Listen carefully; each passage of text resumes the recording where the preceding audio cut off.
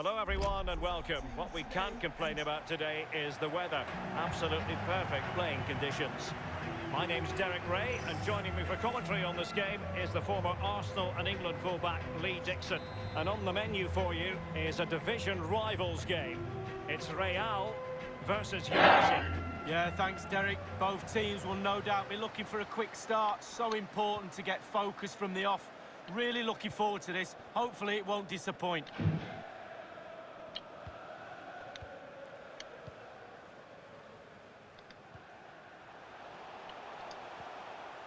Conte. Now with Jorginho. Attacking possibilities for Real. And that pass could be troublesome. There it is! The opening goal of this match. And what a start they've made. So the match is restarted. 1-0 here.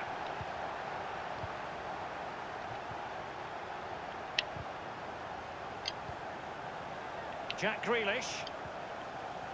On to Werner. Chances on. Well, what an opportunity, but really good defending, you've got to say. Played into the centre of the box. Not away completely. Salah. On to Jorginho. Werner. On to Jorginho.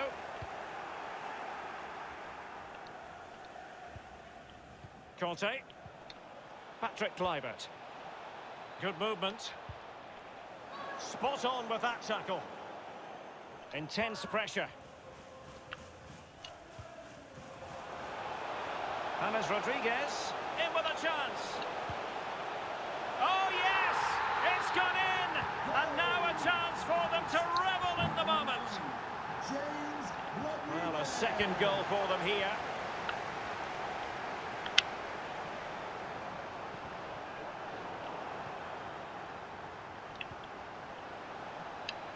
And snuffing out the danger.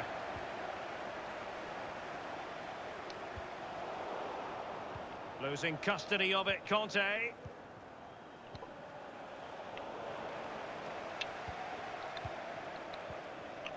Werner. N'Golo Conte. Well, a good tackle. There to win it back.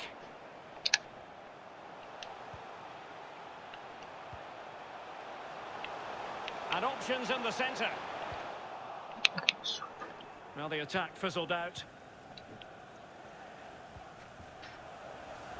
In position here to protect the ball. James Rodriguez. And it's Ruben Dias. Salah. It is now with Jorginho. Jorginho! A goal! Another one! It's turning into an absolute demolition job. Well, on they go again, and Real very much in control.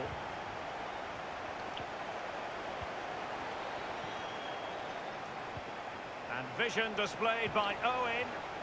And a goal to delight the fans. Just what they were hoping for.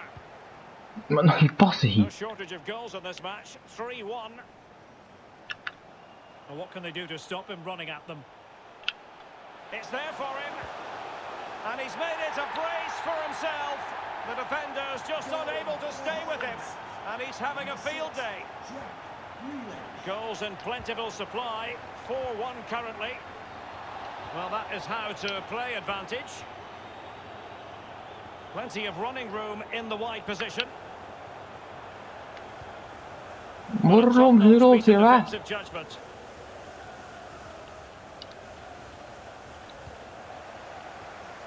The hosts have really controlled possession, and what that does, it just relaxes the team. If you've got the ball, you enjoy. Timo Werner, in it goes! Such a complete performance, 4 in front now. Well, you've got to say, an incredible first-half performance. That scoreline tells you all you need to know. Offside, close one. Bruno Fernandes. Owen with it. Well, successfully cut out.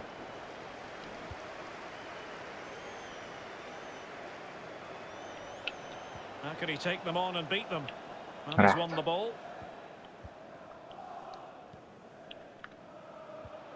Bruno Fernandes. Over Mars. Excellent assessment of the situation at the back.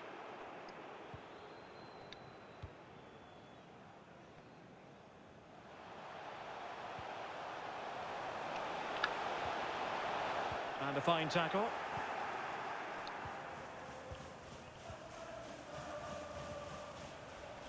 Take it away.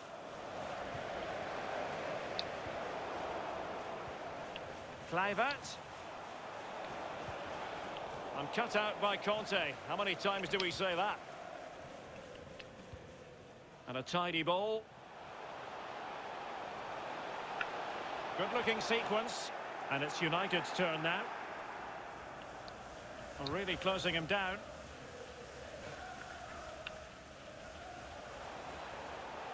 Carlos Alberto. Kluivert. Well, it might still work out for them. Clearly offside. Oh, Cancelo oké nog die man voelde niet. Ja.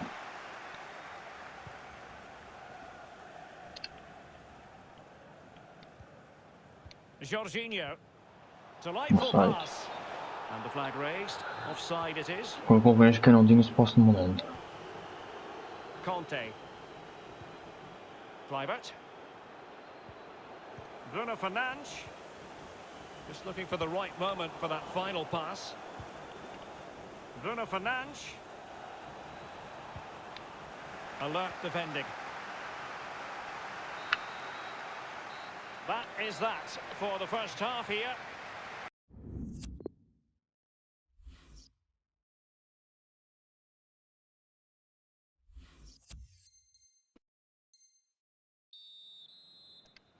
The second half underway, and United left with a real mountain to climb.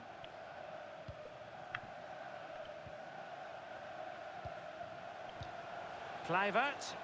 And a clear foul, but the referee letting the play flow. I think you've got to conclude that was good refereeing. A free kick in the end after initially playing advantage, but it just wasn't there. Just couldn't get it through. But he knew he had to get to the ball, and he did. Bodies forward, and the break looks on. Well, they might be onto something. Werner. An alert piece of defending. Patrick Kluivert. Oh, terrific pass. He's given it away.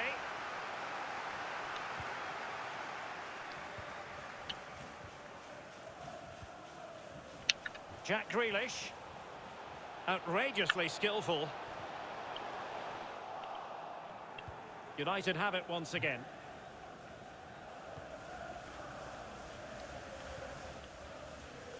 Thiago Silva. Mark Overmars.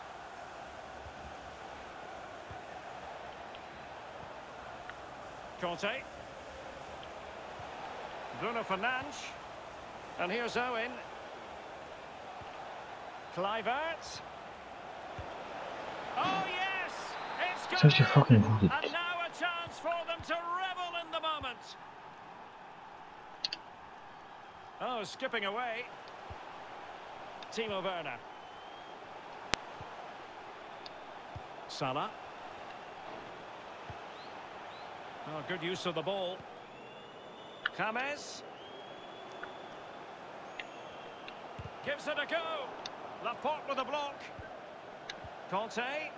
And intercepted it. And 30 minutes left for play in this match.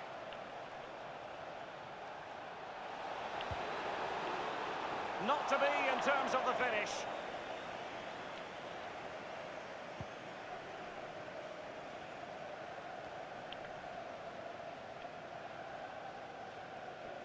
Good technique displayed.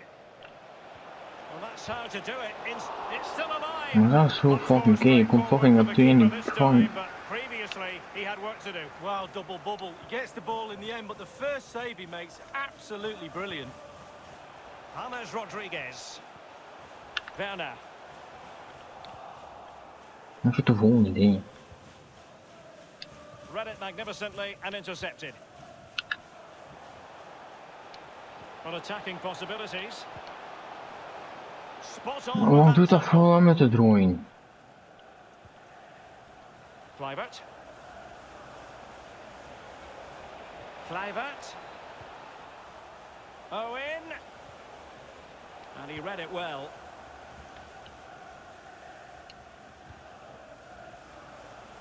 Space on the flank. No chance. Can he put it away? Well, he's given a corner, the referee.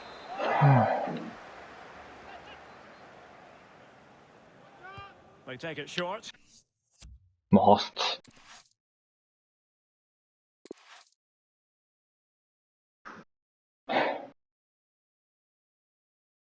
Fuck is dat, man?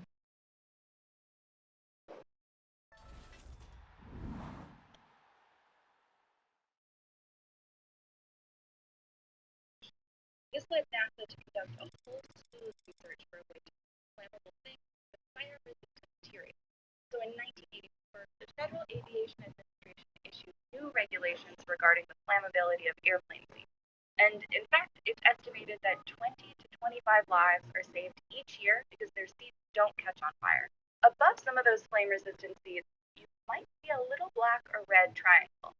Those triangles actually signify what's nicknamed William Shatner's seat. It's a reference to a 1963 episode of The Twilight Zone, in which Shatner's character sees a gremlin on the wing of the plane. The triangles signal to the crew which windows have the best view of the wing in case a flat malfunctions, or to check to see if they've been de-iced. While you're staring at the gremlin on the wing, you might notice a small hole in the window. Usually not a good feature for a window, but necessary in this case. It's called a bleed hole, and it prevents your airplane window from blowing out. That's because the air pressure inside the plane is so much greater than outside, which would cause any normal window to explode. But the windows on an airplane are made up of 3 panes: inner, middle, and outer. The outer pane takes the pressure, the middle acts as a failsafe, and the inner is just there so passengers don't mess with the other 2. The hole also lets moisture escape from the gaps so the windows don't fog up or freeze. If the idea of your window popping out mid-flight causes you stress, just try to keep the shade up anyways. That simple action could give you peace of mind and potentially save your life. Before taking off and landing at night, crews will often dim the cabin lights and ask passengers to open their shades. This is to give their eyes time to adjust to the darkness. In case of evacuation, passengers' eyes will already be acclimated to the black outside. If the lights stayed on, their eyes would need time to adjust. They'd end up precious seconds stepping blindly instead of quickly evacuating. While joining the Mile High Club might seem like a fun idea, you won't get the kind of privacy you might expect. In fact, a crew member could open the bathroom door at any moment, no matter if you locked it or not. On the outside of most airplane bathroom doors is a little plate that says lavatory, and under that little plate is a latch that unlocks the door from the outside. This allows the crew to access the bathroom in case of emergency. While you're in the bathroom, you might notice an ashtray. But wait, you think to yourself, I thought it was illegal to smoke on planes. You're right. Smoking on an airplane has been banned on U.S. airlines in the late 1980s with a value of a fine of up to $25,000. Even with the threat of a fine, the Federal Aviation Administration isn't taking a chance. It lists ashtrays in bathrooms as legally required to use the minimum equipment needed for a plane. Trash cans on a plane are mostly filled with flammable materials, like cocktail napkins, so tossing a cigarette butt into one of those would not be good. After all, there are still plenty of things in a plane that aren't covered in flame-resistant material. Cosmopolitan UK put this on the cover, and it stirred a lot of controversy. But let's focus on whether obese people are healthy, because they're not. I sat down with Arga Gonzalez, a renowned bariatric surgeon and obesity researcher, to get her thoughts on the cover, as well as the popular body positivity movement known as health at every size. Do you think overall the health at every size movement is an overall net positive, net negative, or neither? That very line, healthy at every size, is not actually true. Can there be people at any size who are healthy at that moment? Yes. But is it true that no matter what your size, you're always able to be healthy? Like, that's not true. I am anti-weight bias, anti-fat phobia, anti-fat stigma, definitely anti-fat shaming. I've written about that. But I don't think that being aware of the consequences of obesity is the same as fat shaming. What I'm hearing, and correct me if I'm wrong, is you could be a patient who is diagnosed with obesity. They have great cholesterol, maybe not diabetic, their blood pressure may be great. The fact that their weight is above a certain cutoff, it puts them at a greater risk down the line, maybe not at this given moment. All those lab values also don't mean that they don't have knee pain or hip pain or ankle pain or, lower back pain, which are all things that we commonly see with people with obesity. Increased risk of endometrial cancer, for example, increased risk of mood disorders. Like all of that is still there, even if our lab values are normal. Speaking about the Cosmopolitan cover, do you think that those covers send the right message or wrong message during a time where obesity in the United States and in the world is becoming an epidemic of sorts? With COVID-19, we see worse outcomes for patients who are diagnosed with obesity. Do you think those covers are problematic? I think they're a little bit misleading. I think that the story itself, like the content that they wrote, is very nice, and they talk about how each of these women, what the relationship with physical activity is, and how they feel about their health and their body. And it's not even about obesity at all. There were a number of people criticizing, saying that, especially when we know that people with obesity have worse outcomes with COVID, this is irresponsible. And to me, that feels a little bit of a stretch. Like, I think they're just trying to say that people of all different sizes can move, can be physically active, can love their bodies. And I think that's I think they are. I think they're where they're trying to create a laboratory conversation or make it productive. It's a good laboratory conversation. no doubt. I mean, they could have said, this is loving your body, or, everybody is worthy, or what, there's a number of different things they could have put on the covers that would have been pretty accurate. We frequently see on the cover of magazines very slender body, thin, muscular, six-pack. It led to cases of disorder going up and body. The sort of rebuttal to it, people say that's what's happening now. Led to people of different sizes. Let's take someone diagnosed with obesity and put them on the cover. There's adaptive disordered eating in the opposite of people feeling it's and okay a warm for me welcome to on what is an ideal night for football, they you've got to are say. I'm Derek Ray, here on the... that. I just think they're doing it in a cheap way where they're trying to create an inflammatory conversation, or maybe it's productive. It's inflammatory conversation. No doubt. I mean, they could have said, this is loving your body, or, everybody is worthy, or what, there's a number of different things they could have put on those covers that would have been pretty accurate and indisputable. We frequently see on the cover of magazines very slender bodies, thin, muscular, six-packs, etc. It's led to true cases of disordered eating going up and body dysmorphia. The sort of Meneer Drie, zit u ook bij een club met dat soort mensen? Nee, ik zit bij geen enkele club. U meneer... Would you believe that this man wearing a crop top and fake tattoos is actually the richest royal in the world? Yes, exactly 80 times richer than UK's Queen Elizabeth. But apart from being the richest royal, he is equally controversial. Can you guess which country he rules? Soon you will know all these answers, but first let me tell you more about him. This is a kind of royal you will never imagine. This controversial king lives a life where he's committed to 4 wives and 20 mistresses. He collects a lot of luxury cars, flies ultra-expensive airplanes, and pays $1 million per month for his German vacation place. See, when we say royals, we most often think of Europe. I mean, the British royal family is so famous they got their own Netflix series. But what most people don't know is that royals in Asia also live a life of drama. Can you now guess where he comes from? It's not Saudi Arabia, it's not Brunei, it's Thailand. This is the world's richest and most controversial royal, King Rama X.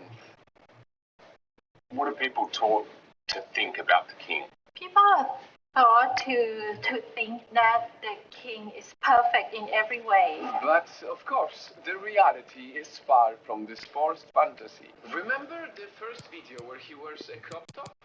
Well, that is just a glimpse of a complicated lifestyle he lives. When he was crowned, he spent over $30 million for a 6-hour parade featuring white elephants that he owns and Thailand pays for. He even awarded his favorite dog with a senior military rank, and when the dog died, its state funeral lasted 4 days, longer than his own coronation. And finally, while his own country struggled during the pandemic, King Rama X spent most of his time isolating with 20 mistresses at his luxury hotel in Germany. I think a lot of Commentary times position, people feel joined that by the Lee king is Dixon more to help me describe all the action and getting ready for what should be potentially thrilling action here. It's Real, and they take on Foxes. Well, thank you, Derek. Glorious atmosphere here. Really looking forward to it. The fans are too. The players look like they're up for it. This could be end-to-end. We could get goals today, Derek. And he read it Ma superbly. siete roditori dopo.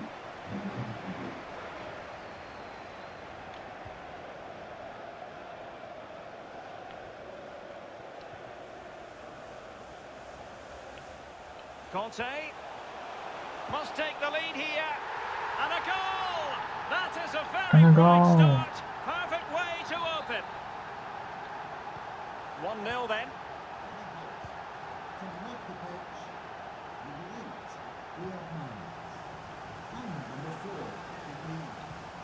Disappointing pass.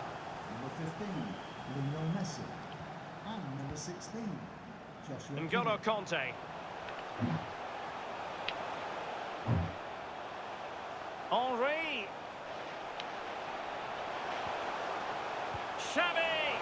And another one. 2 quick goals. Will it turn out to be the 2-punch knockout? Well, a second goal for them here.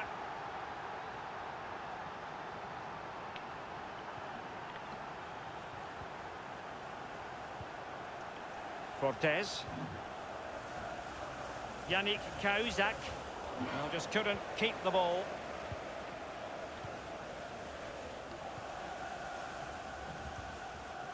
Conte. Pele. Henry. What can Real do from this position? Messi. He'll be delighted to have won the ball, having made that difficult challenge. Ganago.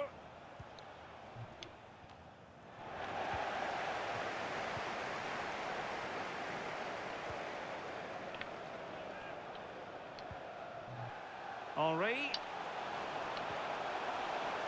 It's there for him. A goal! Another one! It's turning into an absolute demolition job. Well, on they go again, and Real very much in control.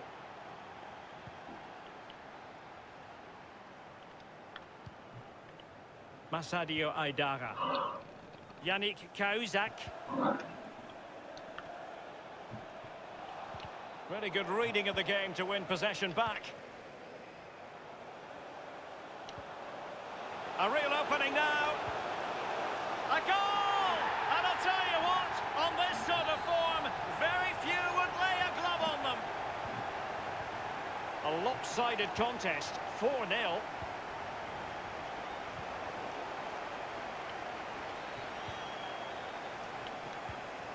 Pele. And now Henry. As clean as a whistle, that challenge. Giving the ball away. Well, that's not textbook defending. The hosts have had the lion's share of possession, really starting to dictate the tempo of this game now. And they're creating chances as well. I'm not sure their opponents seem to have the answers. And it's 2 for him today. A masterful performance. The defenders unable to stop him. And my goodness, it's so one-sided. 5-0 in this match.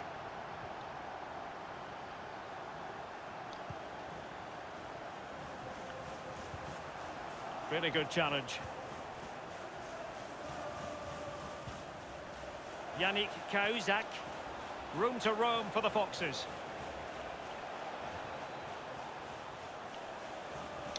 And the snuffing out of the cross there.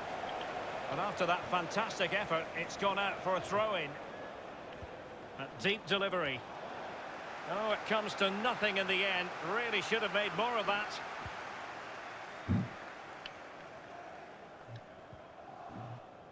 Reguilon.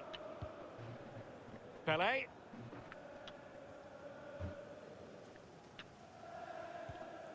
Good work from the Foxes to get the ball back. And he's beaten him here. Gives it a go. Got to it easily, the keeper.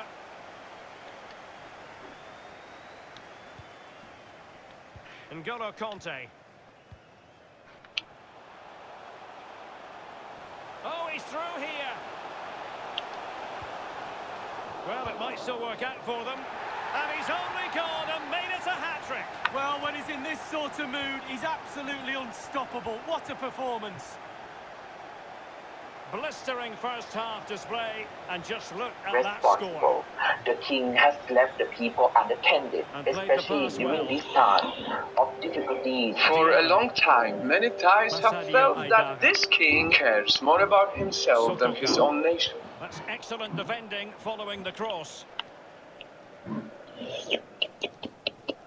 Well, he often cuts the figure of a thinking person's footballer, and he's thought his way through this match, Lee. Yeah, he's linked everything together, hasn't he? A team is no team without the glue to knit it into a complete working machine. He's that glue and some, and an assist to boot.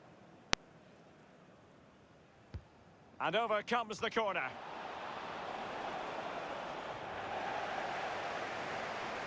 Disappointing for the Foxes to give it away like that. And that puts them in position.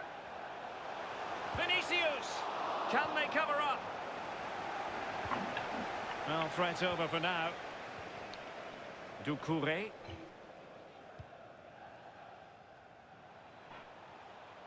Space afforded him. And the cross smuggled away. And a throw-in it's going to be. Chance to cross. Well, nothing comes of it. Really good block.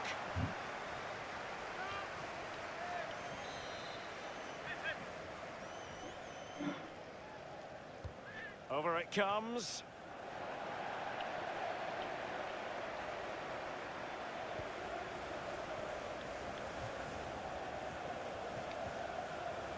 Xavi.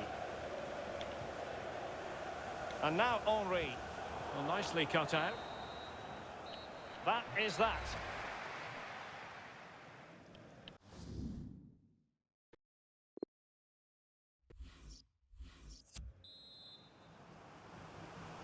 The second half commences. It was such a one-sided first half. Might it be different this time round? Michelin.